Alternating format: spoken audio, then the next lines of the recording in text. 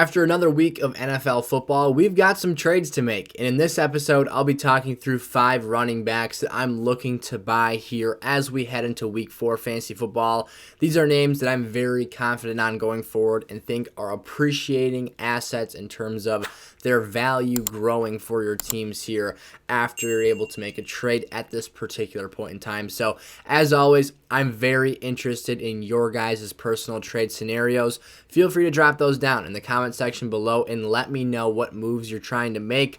I'll get back to you. If someone out there has a good feel for you and sees your comment, they might get back to you as well. I highly encourage you guys to give each other advice. So let's be an interactive community here. Let's help each other out, and let's dive into today's video. All right, here we go. So for much of today's video, I'm going to feel like I'm banging my head against the wall, repeating myself. We've got a lot of carryover from last week and a lot of similarities in our analysis. Of course, we will bridge that gap between week 3 and week 4 here, of course. So Breece Hall is the newer name that I do want to talk through here. We talked about him earlier in the season, but I think the buy window is starting to close for Breece Hall. So that being said, the time to take action is now. Breece Hall has really impressed me really every week this season, but especially these last 2 weeks here, putting up solid enough numbers to be a starting level low-end running back 2.5 PPR or full PPR scoring. Now, he has not totally been, tapped into and unleashed as the full workhorse running back for this Jets offense. But this week, a really interesting development. It's a very small victory, but a victory nonetheless. Breece Hall had his first game as a New York Football Jet with the team lead in running back snap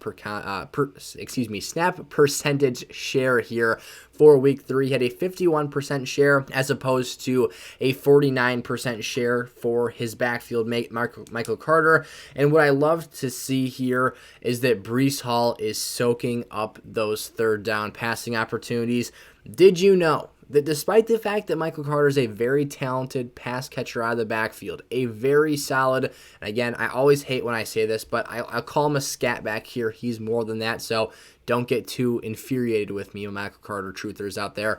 Yes, I get it. He is a talented and solid back, but in that sense of things, his strength and skill set suits that portion of the passing game here. Breece Hall's gotten 2 9+ target games, 11 targets coming this past week here. So he is dominating in terms of his opportunity share in that area of football. That's something extremely important here. Efficiency in the air in the passing game is something you have to see. And of those 11 targets, one of those was a dropped 30+ yard touchdown reception. So we could be looking at an even better outcome here and an even better performance from Breece Hall had he been able to secure that. His job on the ground hasn't been super impressive here for the first 3 weeks of the season. I will concede that. But if this receiving work continues to be at such a premium level here, and we know the size and skill set that he brings to the table, you're going to have a really, really solid play on your hands by the end of the season, and I would absolutely make a move to acquire him for my rosters right now. Again, before that clock strikes 0, he ends up having one too big of a game to come back from, and then everyone values him as such in regards to the way he was drafted as a third-round draft capital investment this summer. Now let's move into some players that we did talk through last week, but I continue to want to buy here as we approach week 4 fantasy football. Leonard Fournette has had a slow start to this season. He's had some tough defensive matchups. And this past week, despite liking him as a start here, I thought the Bucs would be super dependent on him. They gave him 17 total touches in this game, but he still struggled. The Packers were able to hold him in check to a reasonable amount. He'd have 6 targets to the air, 5 receptions.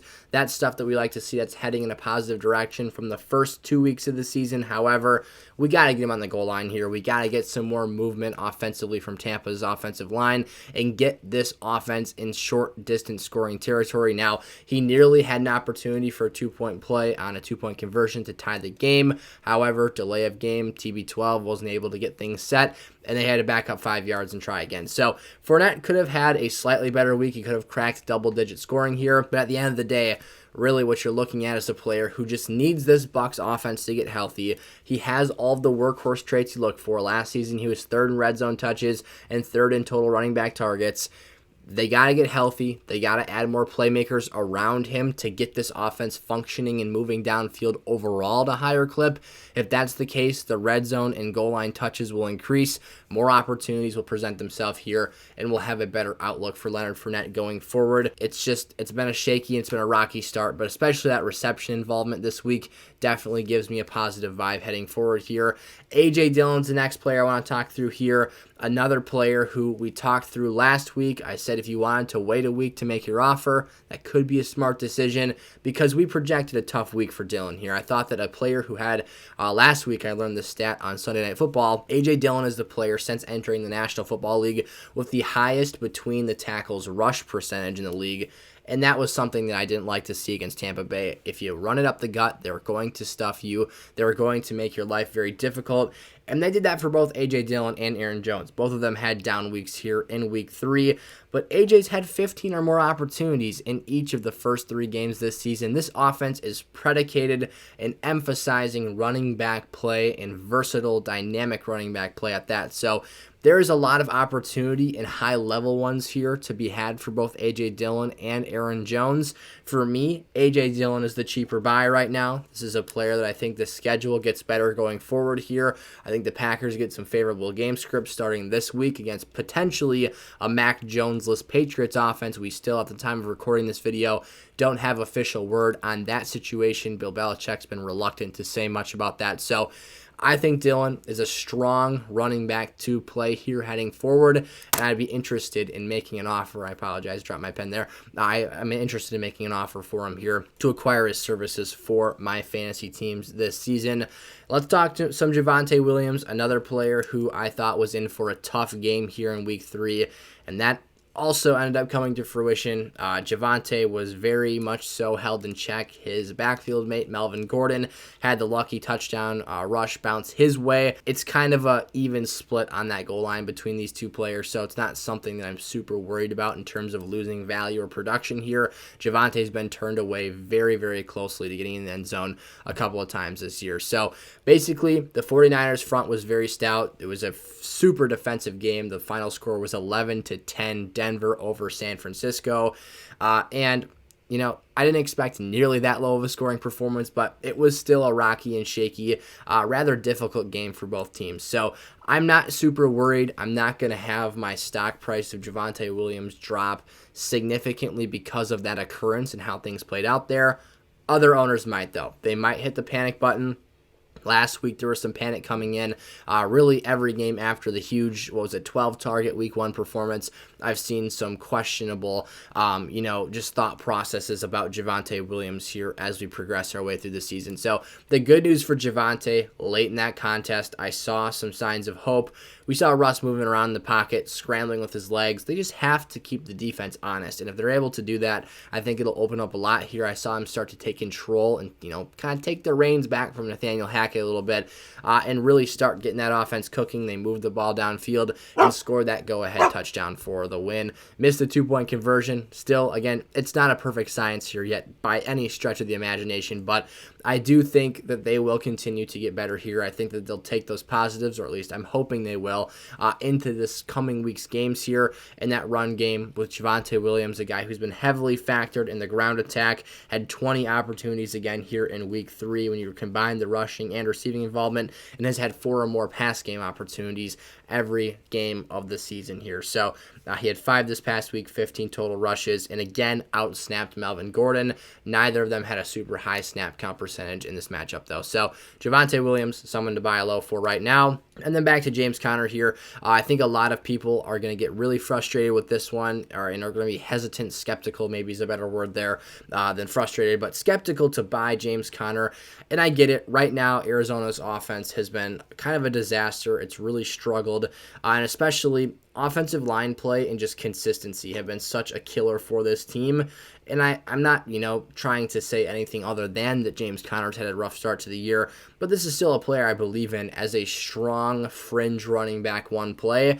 That stock has completely plummeted here based off of the Cardinals' start to this season. In week 2, he had an ankle injury that removed him from the contest, essentially. They never ruled him out, but he didn't come back to the game. And here in week 3 against the Rams, we knew a potentially negative game script. He was going to be dealing with the recovery process and maybe not fully tapped into by this offensive coaching staff. Yet he still had a 60% snap share in this game. 18 opportunities resulted in 16 total touches for him. And he has, in those 3 games, despite even considering the injured game in week 2 that we saw against the Raiders, he's had 4 or more passing game opportunities in every single matchup so far this season. His upcoming opponent schedule here involves Carolina, Philadelphia, Seattle twice, and Minnesota from now until week 9. That schedule, I think, is a lot better than what we've had to start here. And again, it hasn't even been a scheduling issue to this point. It's been more so a health concern, and hopefully that health can trend in the right direction for that ankle issue as we move here into the week 4 process. So those were our 5 must-buy running backs here for week 4 fantasy football. If you guys enjoyed, smash that like button, click the subscribe button, and turn the bell on so you're never late for a new piece of content here. I appreciate the heck out of all of you guys for tuning in to today's episode. We've got 3 other trade episodes, a must-buy wide receivers episode, and 2 sell portions as well for running backs and receivers. So go check that stuff out on the channel. Again, smash that subscribe button, turn the bell on so you can get on the videos right away, and I'll see you in the next video. Peace out.